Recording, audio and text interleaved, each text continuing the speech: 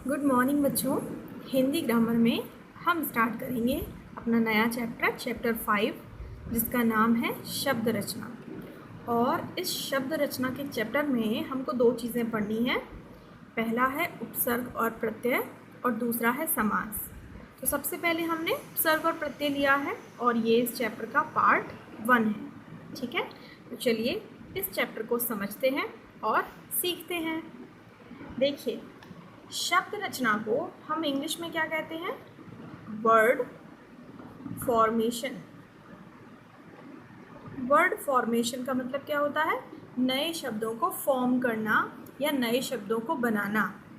अब आप लोगों को हमने ये पहले भी बताया है कि जब हम शब्द बनाते हैं तो शब्द बनाने के हमारे पास में कितने तरीके होते हैं? 4 तरीके होते हैं। नए शब्दों को बनाने के 4 तरीके होते हैं। कौन कौन से?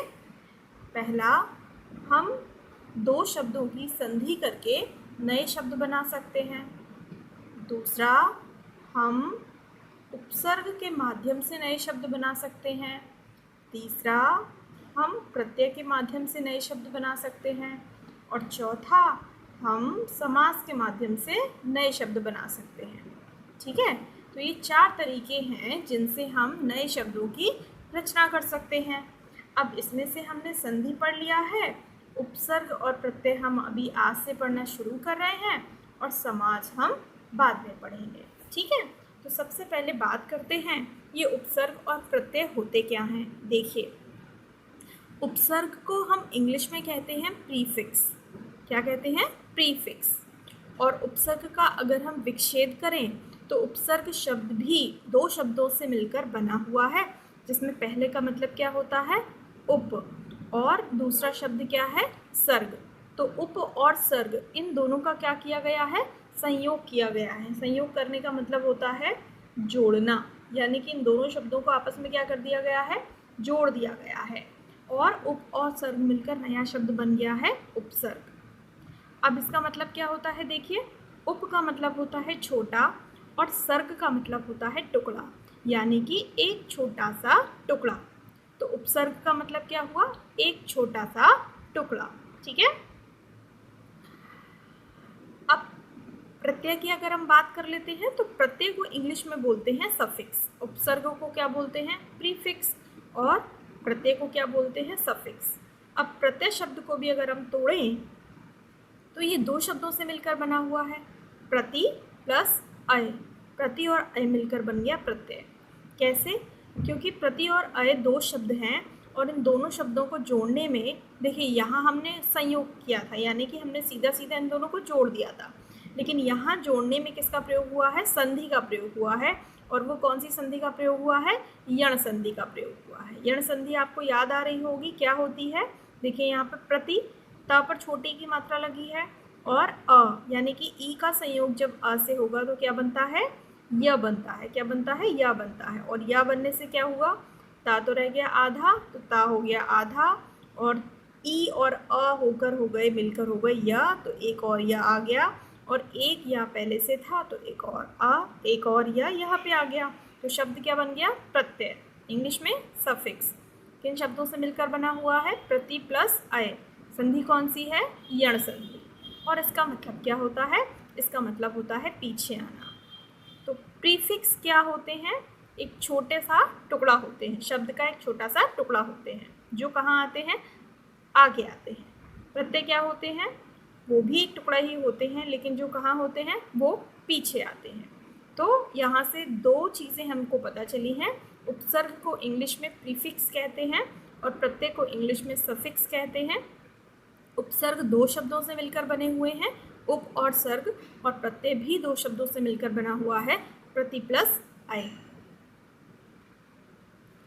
अब देखिए, दूसरी जो ज़रूरी चीज़ है वो है इन दोनों शब्दों की परिभाषा क्या है ना? तो परिभाषा को हम एक बार पढ़ते हैं। देखिए, वे शब्दांश, इस शब्द पर थोड़ा सा गौर कीजिए। वे शब्दांश, देखिए अभी हमने बताया था जो उपसर्ग होते हैं वो शब्द के क्या होते हैं? टुकड़े होते हैं, छोटे टुकड़े होते हैं। तो जो शब्द के छोटे टुकड़े होते हैं उन्हें क्या बोलेंगे? शब्दांश। शब्द के अंश, तो इनको बोलते हैं शब्दांश। ये दोनों शब्दांश होते हैं। ठीक है, तो वे शब्दांश जो किसी शब्द के पूर्व में जुड़कर उसमें चमत्कार उत्पन्न कर देते हैं, उपसर्ग कहलाते हैं। ये उपसर्ग की परिभाषा है। क्या परिभाषा है?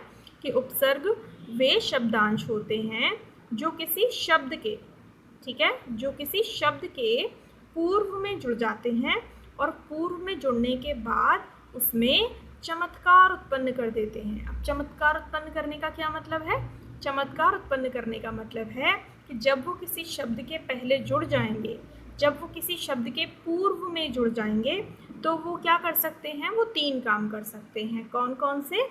या तो वो उस शब्द के अर्थ को बदल देंगे, या वो उस शब्द के अर्थ में विशेषता ला देंगे, या वो उस शब्द के पूर्व में जुड़कर शब्द को ही बदल देंगे और नया शब्द बना देंगे। क्या कर देंगे? एक नया शब्द बना देंगे। यानी कि उन्होंने 3 काम किए। तो अब 2 तरीके हैं परिभाषा लिखने के, कि आप या तो तीनों कामों को यहाँ पर लिखिए, या फिर आपने तीनों कामों के लिए एक नए शब्द का प्रयोग कर दिया, चमत्कार। तो चमत्कार उत्पन्न करने का मतलब वो कुछ भी कर सकते हैं, अर्थ भी बदल सकते हैं, नया शब्द भी बना सकते हैं और अर्थ में विशेषता भी ला सकते हैं। ठीक है, अब प्रत्यय की डेफिनेशन को पढ़ते हैं। वे शब्दांश जो किसी शब्द के पीछे जुड़कर, वे शब्दांश जो किसी शब्द के पीछे जुड़कर उसके अर्थ को प्रभावित करते हैं, या बोल सकते हैं नया शब्द बनाते हैं, प्रत्यय कहलाते हैं। है ना, यहाँ पर हमने दोनों बातें लिख दी। या तो वो उसके अर्थ को प्रभावित करते हैं, प्रभावित कैसे करेंगे? या तो अर्थ बदलेंगे या फिर अर्थ में विशेषता लाएंगे। और तीसरी बात क्या है? कि नया शब्द बनाते हैं, वो क्या कहलाते हैं? प्रत्यय कहलाते हैं। ये डेफिनेशन हम यहाँ पर भी लिख सकते हैं उपसर्ग के लिए। कैसे? कि वे शब्दांश जो किसी शब्द के पूर्व में जुड़कर उसके अर्थ को प्रभावित करते हैं या नया शब्द बनाते हैं, क्या कहलाते हैं? उपसर्ग कहलाते हैं। तो हमने दोनों तरीकों से इनकी परिभाषाओं को लिख दिया है। चमत्कार उत्पन्न कर देते हैं, ऐसे भी लिख सकते हैं, और ये दोनों बातों को भी हम परिभाषा में स्पष्ट कर सकते हैं। अब अपनी आंखें बंद कीजिए और एक बार मेरे साथ उपसर्ग की परिभाषा बोलिए। मेरी भी आंखें बंद हैं। ओके, देखिए सर्ग क्या होते हैं? वे शब्दांश, बोलिए, वे शब्दांश जो किसी शब्द के पूर्व में जुड़कर, वे शब्दांश जो किसी शब्द के पूर्व में जुड़कर उसमें चमत्कार उत्पन्न कर देते हैं, उपसर्ग कहलाते हैं। प्रत्यय की परिभाषा को बोलना है। वे शब्दांश जो किसी शब्द के पीछे जुड़कर उसके अर्थ को प्रभावित करते हैं या नया शब्द बनाते हैं, प्रत्यय कहलाते हैं। Okay, very good. तो देखिए अगली बात क्या है? हमने अभी बात की थी कि जो उपसर्ग और प्रत्यय होते हैं वो क्या करते हैं? या तो अर्थ को बदल देते हैं, या अर्थ में विशेषता लाते हैं, या नया शब्द बनाते हैं। तीनों के एग्जाम्पल देखते हैं। देखिए हमारे पास जो शब्द है वो शिक्षित है, और शिक्षित के पूर्व में हमने क्या जोड़ा है? आ जोड़ा है। तो आ क्या हुआ? उपसर्ग हुआ। शिक्षित का मतलब क्या होता है? पढ़ा लिखा। और अगर हमने उसके साथ अ उपसर्ग को जोड़ दिया तो शब्द क्या बन गया? अशिक्षित। और अशिक्षित शब्द का मतलब क्या होता है? बिना पढ़ा लिखा। तो आपने क्या नोटिस किया यहाँ पर? जो हमारे पास शब्द था उसका अर्थ बदला या नहीं बदला? बदला ना? हाँ, शिक्षित का मतलब होता है पढ़ा लिखा, और अशिक्षित का मतलब क्या होता है? बिना पढ़ा लिखा। तो यहाँ पर उपसर्ग ने क्या किया? Sorry for the noise. यहाँ पर उपसर्ग ने क्या किया? यहाँ पर उपसर्ग ने शब्द का अर्थ जो है वो बदल दिया। शिक्षित से शब्द बन गया अशिक्षित, और अर्थ भी बदल गया। अब दूसरी बात करते हैं, अर्थ में विशेषता लाना। अब विशेषता कैसे लाई जाती है? यहाँ पर शब्द है सुंदर, और सुंदर के साथ हमने एक उपसर्ग लगाया है अति, और अति और सुंदर मिलकर नया शब्द क्या बन गया? अति सुंदर। अब अति सुंदर का अर्थ क्या होता है? अति सुंदर का अर्थ होता है अधिक सुंदर। तो यहाँ पर क्या हुआ? अधिक सुंदर बनने से अर्थ नहीं बदला, अर्थ वैसा ही रहा, थोड़ा सा बढ़कर अर्थ आ गया। पहले था सुंदर, अब क्या हो गया? ज़्यादा सुंदर, है ना, ज़्यादा खूबसूरत हो गया। तो अर्थ में क्या हो गया? अर्थ में हम और विशेषता जोड़ दिए। उपसर्ग जोड़ने से हमने अर्थ को और क्या किया? उसमें और विशेषता हमने उत्पन्न कर दी, तो वहाँ पर उपसर्ग का काम अर्थ में विशेषता लाने का हो गया, है ना। अर्थ को बदला नहीं यहाँ पे, बल्कि अर्थ को और एनहांस कर दिया, अर्थ को और बढ़ा दिया।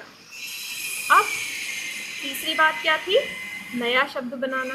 क्या थी? नया शब्द बनाना। जैसे शब्द है हार। अब हार शब्द का मतलब क्या होता है? हार शब्द का मतलब तो हार जाना होता है। अब इसमें क्या हुआ? इसमें हमने आ उपसर्ग को जोड़ दिया। कौन से उपसर्ग को जोड़ दिया? आ, बड़े आ को जोड़ दिया। जोड़ने से क्या हुआ? नया शब्द बन गया आहार। कौन सा शब्द बन गया? आहार शब्द बन गया। ठीक है। अब आहार का हार शब्द से कोई लेना देना है? बताइए आप। आहार शब्द का अर्थ होता है भोजन, जो कि हार से बिल्कुल ही अलग है। शब्द ही नया बन गया, है ना। ना तो उसके अर्थ को बदला, ना उसके अर्थ में विशेषता लाए, बल्कि एक नया शब्द यहाँ पर क्रिएट हो गया, आहार। इसी तरह से हम बनाए प्रहार, इसी तरह से हम बनाए प्रतिहार। ठीक, जैसे हम यहाँ पे प्र लगा दें और उसको हार में जोड़ दें तो क्या बन जाएगा? प्रहार। प्रहार का मतलब क्या होता है? प्रहार का मतलब होता है आक्रमण, है ना।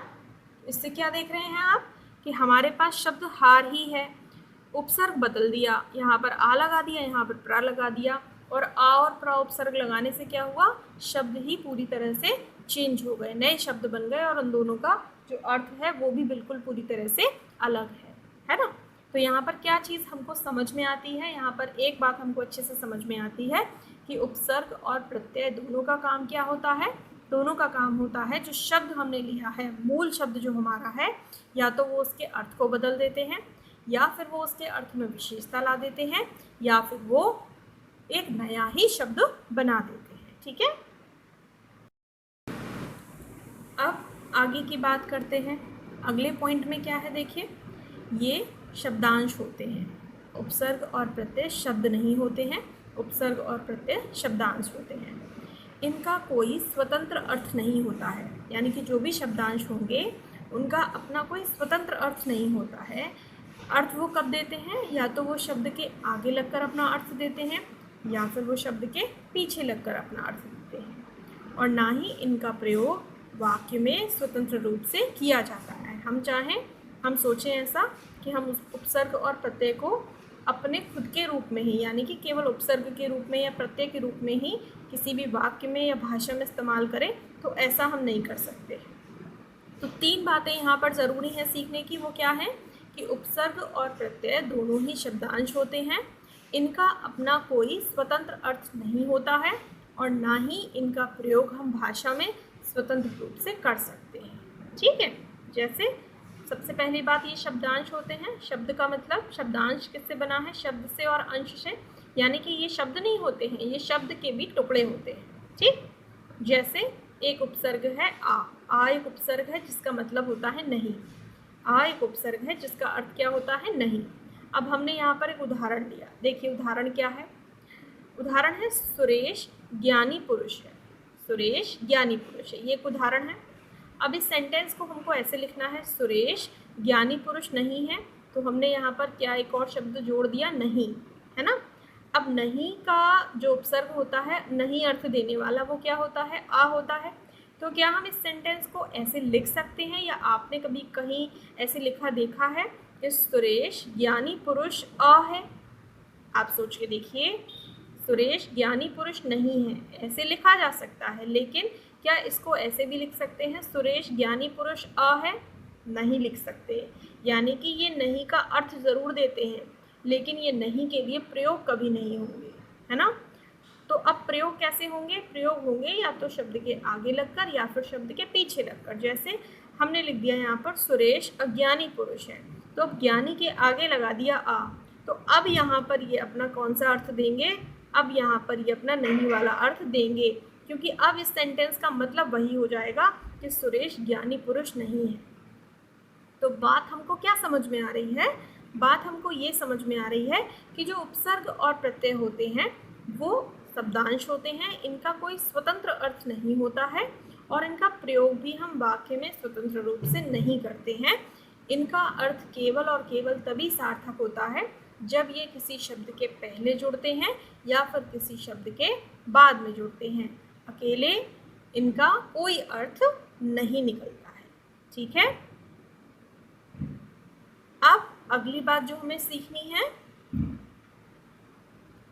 अगली बात उपसर्ग और प्रत्यय के संबंध में क्या है। देखिए, इनका प्रयोग हमेशा विकारी शब्दों के साथ ही होता है, अविकारी शब्दों के साथ नहीं। देखिए, हमने बात की है कि मूल शब्द होता है, मूल शब्द से पहले जो शब्द जुड़ता है उसे उपसर्ग कहते हैं, और अगर मूल शब्द के बाद में कोई शब्द जुड़ता है तो उसे प्रत्यय कहते हैं।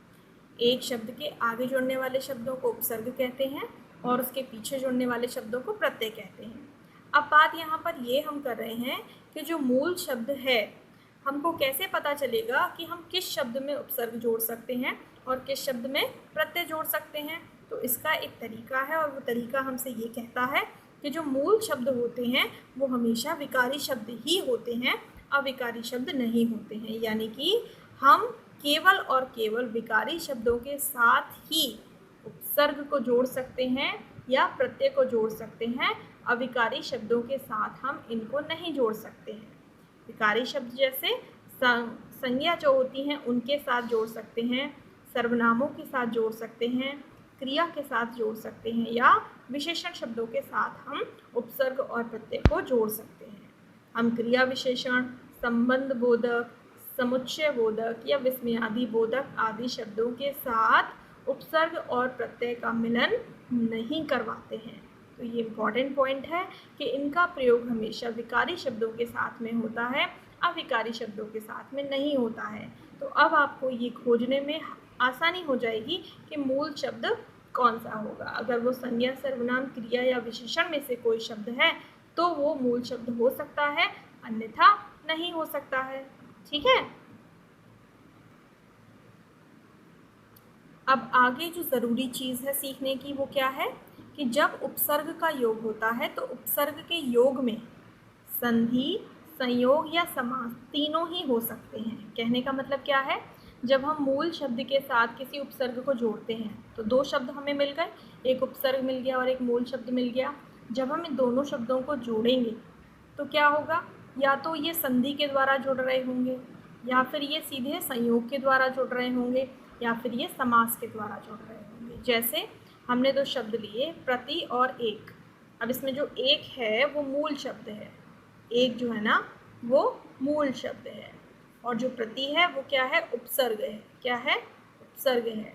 तो हमने एक के साथ प्रति को जोड़ा तो ये जुड़कर हो गया प्रत्येक। अब ये प्रत्येक कैसे हुआ, यहाँ पर क्या लग रही है, संधि लग रही है। क्या लग रही है, संधि लग रही है। छोटी ई और ए की संधि लग रही है, और जब छोटी ई और ए की संधि होगी तो या बनेगा, और यहाँ पर किसकी मात्रा आ जाएगी, ए की मात्रा आ जाएगी। तो ये आधा ता यहाँ से रह गया, इन दोनों को मिलाकर या बन गया, यहाँ पर ए की मात्रा आ गई और शब्द बन गया ये प्रत्येक। तो यहाँ पर क्या हो रही है, संधि हो रही है, यण संधि। दूसरा, ये संयोग के द्वारा जुड़ सकते हैं, जैसे अप और यश। यश का मतलब गौरव या सम्मान, अप का मतलब बुरा, यानी कि अगर किसी के सम्मान में बुराई आ जाए, यानी कि उसका अपमान कर दिया जाए, तो वो हो जाता है अपयश। तो हमने क्या किया, सीधा सीधा दो शब्द थे, एक उपसर्ग था, एक मूल शब्द था, दोनों को जोड़ दिया, शब्द बन गया अपयश। तीसरी चीज़ देखिए, एक शब्द है भरपेट। भरपेट का मतलब होता है पेट भरकर। अब ये पेट भरकर क्या है, ये एक समासिक पद है। कौन सा पद है, सामासिक पद है। ठीक है। अब ये भाव समास है, यहाँ पर ये एक सामासिक पद है। पेट भरकर को हमने बोल दिया भरपेट, यानी कि भर प्लस पेट। इसमें उपसर्ग क्या हुआ, भर और पेट, भर और पेट। इसका सेंस क्या है, पेट भरकर। ठीक है। इसका उपसर्ग हुआ भर और पेट, सेंस क्या है, पेट भरकर। तो यहाँ पर समास बन रहा है, यहाँ पर समास हो रहा है। ठीक है। समास भी संयोग का ही एक पार्ट होता है, समास में भी संयोग होता है। खैर ये बातें आगे की हैं, फिलहाल आप बस इतना ही समझ सकते हैं कि जब उपसर्ग का योग होता है तो उपसर्ग के योग में संधि भी हो सकती है दो शब्दों की, दो शब्दों के बीच संयोग भी हो सकता है, और समास भी हो सकता है। यानी कि वे कैसे पद हो सकते हैं, वे सामासिक पद भी हो सकते हैं। उपसर्ग जब जुड़ता है तब ऐसा होता है। लेकिन प्रत्यय की बात थोड़ी सी अलग होती है।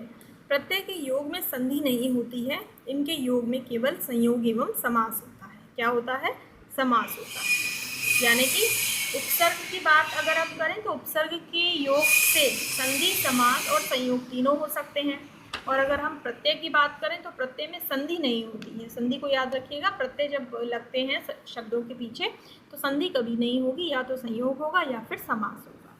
अब देखिए, जैसे एक शब्द है समाज, इसमें हमने एक प्रत्यय लगाया, प्रत्यय पीछे लगते हैं, यहाँ दुकानदार, दार प्रत्यय लगाया, फल वाला, वाला प्रत्यय लगाया, तो समाज और एक मिलकर हो गए सामाजिक। तो यहाँ पर संधि नहीं हो रही है, केवल ये नियम लग रहा है कि अगर ये स्वर है तो स्वर की मात्रा जो है वो इसके ऊपर आ जाती है। तो देखिए सामाजिक, थोड़ा सा डिफरेंस यहाँ आया है, स का सा हो गया है, तो ये थोड़े से अपवाद हैं, ठीक। लेकिन जनरली ये होगा कि अगर ये स्वर आ रहा है तो स्वर की मात्रा जो है वो इस व्यंजन पर लग जाएगी, शब्द बन जाएगा सामाजिक, लेकिन इसको संधि नहीं बोला जाएगा। अब जैसे ये है दुकानदार, सीधा सीधा जोड़ दिया दुकानदार, फल वाला, सीधा सीधा जोड़ दिया फल वाला, है ना। तो ये सारे किसके उदाहरण हैं? प्रत्यय के उदाहरण हैं, लेकिन इनमें कहीं पर भी संधि नहीं होगी, या तो संयोग होगा या समास होगा। तो ध्यान रखने वाली बात है ये कि उपसर्ग के योग में संधि, संयोग और समास तीनों हो सकते हैं, लेकिन प्रत्यय के योग में केवल समास और संयोग होता है, संधि नहीं होती, ठीक है। अगली क्या बात है, देखिए कि उपसर्ग एवं प्रत्यय अव्यय स्वरूप होते हैं। अव्यय स्वरूप का मतलब क्या होता है? अव्यय मतलब वही अविकारी शब्दों को ही हम अव्यय कहते हैं, यानी कि ये किस रूप में होते हैं?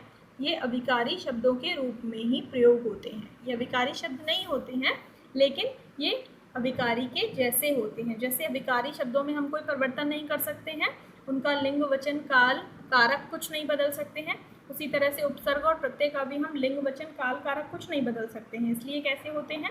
ये अव्यय स्वरूप होते हैं। और इनके योग से बने शब्द भी अव्यय स्वरूप हो जाते हैं, यानी कि जब हम विकारी शब्दों के साथ, देखिए हम क्या करते हैं, विकारी शब्द हमारे पास है, विकारी शब्द में हमने क्या जोड़ा? उपसर्ग जोड़ दिया, और उपसर्ग कैसा है? अव्यय है।